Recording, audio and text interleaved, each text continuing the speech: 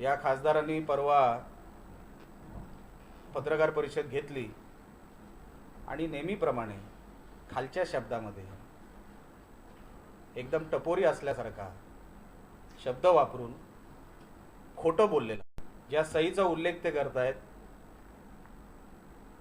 मुळातच अशी सही फक्त मान्यता प्राप्त संघटनाच करू शकते, इतर कुठली संघटना करू नाही. ज्याला मान्यता नसते ते ऑब्जेक्शन उचलू शकतात. असे ऑब्जेक्शन कधी कधी उचललेत ह्याची यादी माझ्याकडे आहे, डॉक्युमेंट माझ्याकडे आहे. नितेश राणेंनी कधी कधी कंप्लेंट केली आहे की तुम्ही तिसऱ्या टप्प्याचा पगार कधी देणार आहात, का दिला नाही. आमचे उपाध्यक्ष, आमचे जनरल सेक्रेटरी, लेबर कमिशनरपासून लेबर कोर्टापर्यंत सगळे जे काय अर्ज किंवा सगळे जे काय कंप्लेंट आम्ही केले ही यादी माझ्याकडे आहे. तुम्ही शेवटचा टप्पा हा शिवसेनेला दिला, म्हणजे खासदार विनायक राऊतला दिला आणि पर्यायाने उद्धव ठाकरेला दिला, अशी ती केस आहे. आणि म्हणून नेहमीप्रमाणे हा अडाणी खासदार, चिंपाट खासदार हा खोटा बोललेला आहे. आणि खोटं पण असं सरळ बोललेलं आहे की त्याला वाटतं की कोणाकडे त्याच्यासारखे तो जसा पुरावा दाखवू शकत नाही तसा आम्ही दाखवू शकत नाही. हे पुरावे माझ्या हातात आहे, तुम्ही कधी व्हेरिफिकेशनला ते पुरावे. लेबर कमिशनर सून honourable chief minister to honourable prime minister, ह्या सगळ्या पदांवर आमच्या तक्रारीचे पत्र गेलेले आहेत युनियनचे. आणि हे 2016 पर्यंत आहेत. 2016 नंतर विनायक राऊत यांनी कामगारांचे पगार खाल्ले, मराठी माणसाला रस्त्यावर आणलं, कुटुंब उद्ध्वस्त केले. आता कुठला पुरावा विनायक राऊत दाखवणार आहे. आणि परवा मॅट्रिक्युलेट म्हणून दोनदा म्हटले. मला तुमच्या समोर एक आव्हान त्यांना करायचं आहे. इंग्लिश येत असेल आणि इंग्लिश बोलायची अवकात असेल ते एका व्यासपीठावर या, खासदारकीवर चर्चा करूया 5 वर्षाची. तुम्ही तुमच्या 5 वर्षाची करा, मी माझ्या 5 वर्षाची करतो. कारण का राणे साहेबांबद्दल जे काय विनायक राऊत बोलला, विनायक राऊतची तेवढी अवकात नाही. आणि जर एवढं जरी विनायक राऊतला लक्षात आलं असतं की जर आक्षेप तुम्ही नारायण राणेवर घेताय म्हणजे खरा आक्षेप तुम्ही बाळासाहेब ठाकरेंवर घेताय. कारण का ज्या माणसाने साहेबांना मुख्यमंत्री केले म्हणजे तो निर्णय चुकीचा होता का असं तुम्हाला म्हणायचं आहे का. म्हणून नेहमीप्रमाणे बिनडोक, ज्याला डोकंच नाही असा खासदार आपल्याला रत्नागिरी सिंधुदुर्गाला मिळालेला आहे. आणि परत एकदा जे काय बरळलं आहे त्याचं उत्तम उदाहरण म्हणजे परवाची त्यांची पत्रकार परिषद. आज खासदारकीचा फॉर्म भरल्यानंतर 5 तारीख ही स्क्रुटनीची तारीख होती. स्क्रुटनीसाठी मी स्वतः उपस्थित होतो, माझे प्रतिनिधी उपस्थित होते आणि वेगवेगळ्या उमेदवारांचे प्रतिनिधी उपस्थित होते किंवा उमेदवारी काही ज्यांनी एक एक करून फॉर्म भरला तेही उपस्थित होते. माझा अर्ज हा वैध ठरलेला आहे, त्याच्यावर कोणीही ऑब्जेक्शन उचललेलं नाही. आज ऑब्जेक्शनचा दिवस होता. शिवसेनेच्या प्रतिनिधींनी सुद्धा ऑब्जेक्शन माझ्या फॉर्मसाठी एकही उपस्थित केलेलं नाही. पण मी विनायक राऊत, अडाणी विनायक राऊत, अडाणी आणि टपोरी, कारण का ते जे भाषा वापरतात पत्रकार परिषद असू दे किंवा मग जाहीर सभा असू दे, एका टपोऱ्यासारखी भाषा वापरतात. म्हणून अडाणी आणि टपोरी खासदार विनायक राऊत ह्यांच्या विषयावर मी 3 ते 4 ऑब्जेक्शन हे उचललेले आहेत, ते आपल्यासमोर मी ठेवणार आहे. विषय क्रमांक 1, जो त्यांनी टॅक्स फाईल केला आहे त्याच्यामध्ये टोटल इन्कम 2016-17 म्हणजे टोटल उत्पन्न वार्षिक वर्ष म्हणजे वार्षिक 2016-2017 इथे 3,65,750 असं केलेलं आहे. आता हे महाशय झाले खासदार 2014ला, चला त्या वर्षाचा पगार मी साईडला काढतो. त्याच्यानंतर खासदारीची सॅलरी ही 1 लाख रुपये असते आणि त्याच्यावरती अलावन्स आणि सगळं मिळून 1,90,000 रुपये. जर 1,90,000 रुपये जर तुम्ही वर्षातल्या 12 महिन्यामध्ये तुम्ही जर ॲड केले तर त्याची रक्कम जवळपास काहीतरी 23 लाखापर्यंत जाते. म्हणजे त्यांनी ही इन्कम, मी खासदार तो इन्कममध्ये TDS कट होऊन ती सॅलरी जाते. म्हणजे ते एक्झेम्प्टेड नाही, म्हणजे ते टॅक्सेबल आहे. कुठलाही सॅलरी ज्याला TDS कट होतो ती टॅक्समधून वगळू शकत नाही, एक्झेम्पशन नाही. ही रक्कम जी आहे ती कमी दाखवण्यात आली आहे, लपून ठेवण्यात आलेली आहे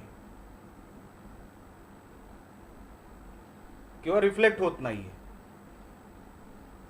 असंच फायनान्शियल इयर 15-16 आणि 14-15 मी हे फक्त ते खासदार आहेत तेव्हापासूनच मी फक्त तुम्हाला ह्याचं करतोय. दुसरा विषय हा झाला फायनान्शियल इयरचा. आणि म्हणून विनायकरावची खरी अवकात काय ती बघायची असेल शिवसैनिकांना सुद्धा निलेश राणे आणि त्यांना एका व्यासपीठावर बोलवा, इंग्लिशमध्ये चर्चा घडून आणा. मग कोण 10वी नापास आहे आणि आम्ही का तुला 10वी नापास म्हणतो हे लोकांनाही जरा कळू द्या. नवीन नवीन व्यवसाय आता विनायकरावचे बाहेर यायला लागलेत. परवा म्हणाले मी काय सेल्स टॅक्समध्ये काहीतरी स्टेनो होतो. त्याच्या अगोदर कुठल्या तरी व्यासपीठावर म्हटले की मी कप बशा विकल्यात दादरच्या फुटपाथवर. मग कधी कुठला तरी एक वेगळा व्यवसाय सांगतात. नेमकं विनायकराव यांचं उदरनिर्वाहाचं साधन काय, पैसा आला कुठून, उत्पन्नाचं साधन जर तुम्ही बघितलं तर ते ज्या गाडीत फिरतात त्या गाडीमध्ये फिरायची पण अवकात नाही विनायकरावची त्यांच्या ॲफिडेव्हिटनुसार. मग गाड्या कोण फिरवतोय, मग तुमचं घर कोण चालवतंय, हा विषय उपस्थित होतो. आणि म्हणून हा माणूस शिक्षणावर बोलू शकत नाही, विकास कामांवर बोलू शकत नाही, राणे साहेबांवर आमच्या तर बोलूच शकत नाही, कारण का निलेश राणेच त्यांना पुरा पडेल. तर एवढ्या वरच्या लेवलवर त्यांना आम्ही पाठवणार सुद्धा नाही. आणि म्हणून विनायकराव त्यांनी त्यांची औकात ओळखावी. आणि जनतेसमोर जे खोटं केलं आहे, उत्पन्नाच्या दाखल्यामध्ये पण त्यांनी खोटं हे केलेत, त्यांचा खोटाडेपणा सिद्ध झालेला आहे. आणि म्हणून असा बेजबाबदार खासदार, टपोरी खासदार, ज्याचं समाजामध्ये स्थान नाही, ज्याची समाजामध्ये ओळख नाही. आता मी अजून एक व्हिडिओ बाहेर काढणार आहे, तो आता मिळेल का मला बघायचा आहे. त्यांनी जे फायनान्शियल इयर आहे त्याच्यामध्ये उत्पन्न कमी दाखवलेलं. आता ते उत्पन्न नेमकं कुठे खर्च झालं, काय झालं ते कुठे त्याचा उल्लेख नाही. दुसरं त्यांचं ॲग्रिकल्चर जमीन आहे, त्यांची ॲग्रिकल्चर जमीन आहे, त्याचं उत्पन्न कुठेही दाखवलेलं नाही, त्याचाही उल्लेख नाही. बँकेमध्ये 4 लाख रुपये जमा आहेत सेविंग म्हणून. आता त्याचं जे व्याज मिळत असेल, जे काय 5% किंवा जे काय व्याज मिळत असेल, त्या रकमेचा कुठेही उल्लेख नाही फॉर्ममध्ये. सेविंग अकाउंटच्या व्याजाचं म्हणतोय मी, त्याचा कुठेही उल्लेख नाही. मुंबईमध्ये एक प्रॉपर्टी आहे जिथे हा खासदार 30% भागीदार आहे. कमर्शियल कॉम्प्लेक्स आहे जिथे 30% भागीदार आहे विनायकराव. त्याचंही उत्पन्न कुठे दाखवलेलं नाही. हे असे सगळे विषय मी माननीय कलेक्टर साहेबांसमोर आणि जे ऑब्झर्वर साहेब आहेत त्यांच्यासमोर मी उपस्थित केले आणि त्यांना सांगितलं की साहेब हा एक ऑफेन्स आहे. आपलं उत्पन्न लपवणं किंवा कमी दाखवणं हा एक सिव्हिअर ऑफेन्स आहे. ह्या कारणावर विनायक राऊत यांचा फॉर्म रिजेक्ट झाला पाहिजे, हे माझं सबमिशन तुमच्याकडे आहे, हे माझी मागणी तुमच्याकडे आहे. आणि मी ऑब्झर्वर साहेबांनाही सांगितलं आहे की मी ह्याच्यावर एक रिटर्न लेखी तक्रार त्यांच्याकडे मी देणार आहे. आणि माझं ऑब्जेक्शन ऐकल्यानंतर काँग्रेसचे उमेदवार नवीनचंद्र बांदिवडेकर यांचे प्रतिनिधी सन्मान्य अशोक जाधव यांनी माझ्या तक्रारीला दुजोरा दिला. त्यांनी सांगितलं की ही तक्रार आहे आणि ही जी निलेश राणे तक्रार करतायत हीच आमची सुद्धा तक्रार आहे. त्यांचे प्रतिनिधी सन्मान्य अशोक जाधव यांनी कलेक्टर साहेबांसमोर सांगितलं. त्याच्यावरती कलेक्टर साहेब जो काय निर्णय देतील किंवा ऑब्झर्वर साहेब जो काय निर्णय देतील तो बघू आम्ही. पण आम्ही जेव्हा कलेक्टर साहेबांना विचारलं की साहेब याच्यावरती तुम्ही रुलिंग द्या, तर कलेक्टर साहेबांचं म्हणणं असं की ते स्वतःहून ह्याच्यावर रुलिंग देऊ शकत नाही. तर त्या कारणामुळे मी रिट पिटिशन फाईल करतोय हायकोर्टामध्ये. ह्यांच्या ॲफिडेव्हिटवर खासदार विनायक राऊत यांच्या ॲफिडेव्हिटवर मी रिट पिटिशन फाईल करणार आहे की त्यांचा फॉर्म हा रद्द झाला पाहिजे. ते उमेदवार असू शकत नाही, त्यांनी त्यांची ती ही सगळी जी काय माहिती आहे ही लपवली आहे किंवा कमी दाखवली, हा एक सिव्हिअर ऑफेन्स आहे. आणि म्हणून कलेक्टर साहेबांच्या सांगण्यानुसार मी रिट पिटिशन फाईल करणार आहे आणि ते आल्यावर तुम्हाला मी कळवीनच.